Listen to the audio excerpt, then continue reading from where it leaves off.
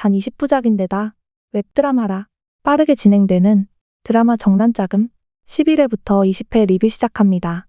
결말이 궁금하다면 좋아요, 구독 부탁드립니다. 지난 10회에서는 기억을 잃은 은비비가 결혼식을 올렸죠. 그 결혼식에서 결혼 선물로 키스를 날려버린 고림원의 모습이 등장합니다. 혼례식에서 은비비를 납치해서 나온 고림원. 깨어난 은비비는 도망치려 하고 두소옥이 비비 몸에 심어놓은 망유정을 빼내는데 3개 중 1개만 빼내게 되고, 그런데 빼낼 때 꼭 이렇게 해야 하나요? 왜 부끄러움은 제 몫일까요? 비비에게 약을 제조해주고 은비비는 1개의 망유정만 빼내진 상태로 아직까진 고림원을 기억하진 못합니다. 그런 그녀에게 자신과 비비가 서로 사랑하던 사이라고 말해주지만 비비는 고림원이 자신이 갖고 있는 밀서를 얻고자 자신을 이용한다 생각합니다. 그래도 그녀에게 진심으로 대하는 고림원. 한편 밀서의 비밀을 추리 중인 비비.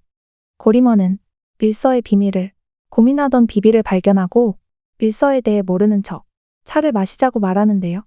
차를 마신 비비는 위가 아파 배를 부여잡는데 또다시 약과 사탕을 주는 고림원. 이 정도면 병 주고 약 주고인가요? 비비는 자신을 속인다 생각하다 어쩌면 자신을 많이 알 수도 있겠다 생각하게 되는데요. 그렇게 생각하는 것도 대단하죠. 그리고 그네를 만드는 고림원. 이전에 향리정이 말해준 그네 사연을 이야기하는 비비. 어차피 그건 거짓말이잖아. 진실을 말해주지만 비비는 아직 고림원을 100% 믿지 못합니다.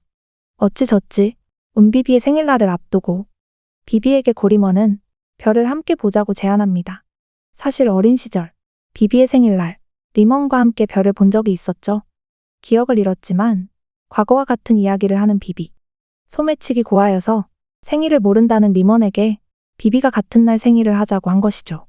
그리고 자신을 기억 못하는 비비에게 속상한 마음을 내비추는데요. 비비는 이제 고림원에 대한 자신의 마음을 기억하게 될까요? 자신의 생일날 비가 내려 별을 볼 수 없게 되고 거기다 고림원은 보이지 않습니다. 이내 그를 걱정하는 비비 앞에 비를 쫄딱 맞고 나타난 고림원. 별을 보러 가자는데 사실 별을 볼 수 없게 되자 반딧불을 잡아와 한껏 별처럼 꾸며 놓았던 것. 진짜 별은 아니지만 자신을 위해 꾸며 놓은 것을 보고 기뻐하는데 순간 넘어질 뻔한 비비. 그런 그녀를 잡고 내일까지 기다릴 수 없다고 말하는 고림원. 사실 비비의 망유정을 뽑을 때 고림원의 몸은 계속 망가지고 있었던 것. 그래서 한 번에 모두 뽑을 수 없던 것이었습니다. 이후 기절했던 비비는 깨어나고 마주하기엔 고림원의 몸은 너무도 안 좋은 상황이죠. 피를 토하며 그녀를 막는 고림원. 아픈 고림원을 위해 약을 구해온 은비비. 의원의 말대로 그는 환각에 빠져 비비를 두사묘라고 공격하기 시작하는데요. 비비를 죽일 뻔한 찰나 겨우 의식을 찾게 되고 몸이 좋지 않은 상태에서 나머지 망유정까지 빼주고 혼절해버립니다. 몸이 회복하고 드디어 깨어난 고림원. 비비를 찾아 헤매는데요. 그를 위해 음식을 하던 비비. 비비는 그가 좋아하는 음식을 해주면서도 아직 기억이 돌아오지 않았는데요. 그 모습에 절망 중인 고림원. 저를 찾아가 여전히 비비가 기억을 못한다면 자신의 남은 목숨까지 그녀에게 주길 바란다고 기도를 하게 됩니다. 더 이상 삶이 무의미해진 것일까요? 자신의 이름을 쓰려다 은비비로 고쳐 쓰는 고림원. 한편 고림원은 집으로 돌아와 육선문의 후배인 초홈을 잡아오는데요. 초홈에게 그간의 이야기를 묻는 비비. 여전히 밀서의 비밀을 빨리 알아내기 위해 힘쓰는 비비의 모습이 나오는데요. 밤마다 계속되는 악몽을 꾸고 그런 그녀를 지키는 고림원의 모습에 어딘가 의아함을 느낀 초홈은 둘의 진짜 사이를 묻게 됩니다. 고림원이 그를 잡아온 이유는 육선문의 향리정을 조사해달라는 것이었는데요. 근데 초홈 역시도 향리정이 조금 이상하다고 느끼고 있었죠. 초홈과 고림원은 조사를 위해 출발하게 됩니다. 비비가 따라가려 하지만 굉장히 위험한 일인 것 같죠? 다음에 같이 가자며 거절하는 고림원. 고림원은 비비에게 목에 걸고 있던 목걸이를 나눠 갖게 되는데요. 기억이 없는 비비는 목걸이를 정표로 생각해도 되냐고 물어보죠. 그런 마음을 허락하는 고림원. 고림원은 떠나게 되고 비비는 그의 안전을 비는 기도를 시작합니다. 그의 이름을 새겨다는 비비. 그런데 이 아저씨 누구죠? 전에 고림원이 달아놓은 것과 은비비가 달아놓은 것을 합치고 운명이라는 뜻인 걸까요? 한편 육선문의 향리정이 건공방과 내통하고 있다고 확인한 고림원. 일부러 초음과 연기를 시작하는데요. 아무것도 모르는 비비는 왜인지 처연해지고 향리정은 둘의 모습에 고림원을 체포합니다. 그리고 집으로 돌아온 비비에게 향리정의 진짜 모습을 말하는 초음.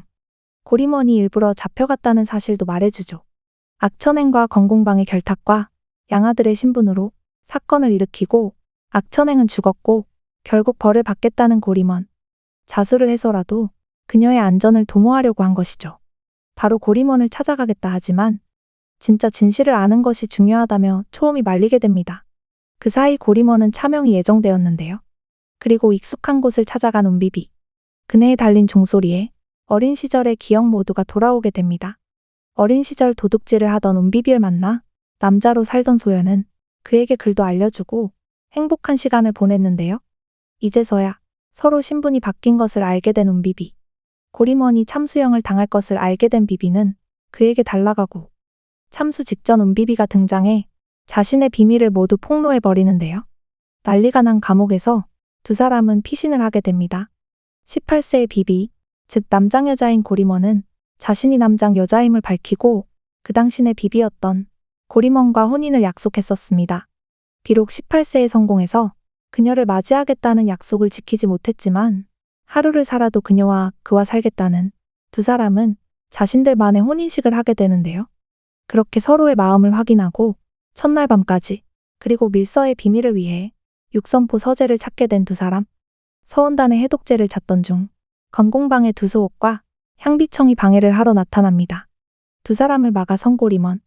결국 칼까지 맞게 되는데 이렇게 마지막 화에 칼을 맞는다고요? 비비는 서재에 두소옥이 넣은 향을 맞고 눈이 멀어버리는데요. 위기의 두 사람.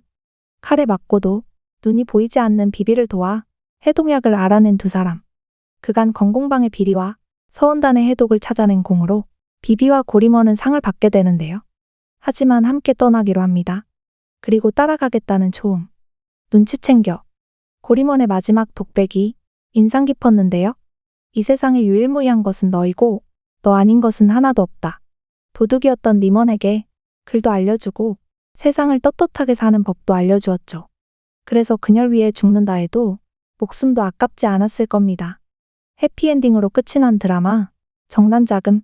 사실 법고정 이미지의 대고정님이기에 그런 이미지를 벗어나기 위해 노력한 것 같은데요. 꼭 벗지 않아도 멋진 모습으로 잘 될 수 있다는 걸 보여주길 바랄 뿐입니다. 어서 빨리 씹어먹을 만한 캐릭터를 꼭 만나길 바라며 드친자의 리뷰 여기까지입니다.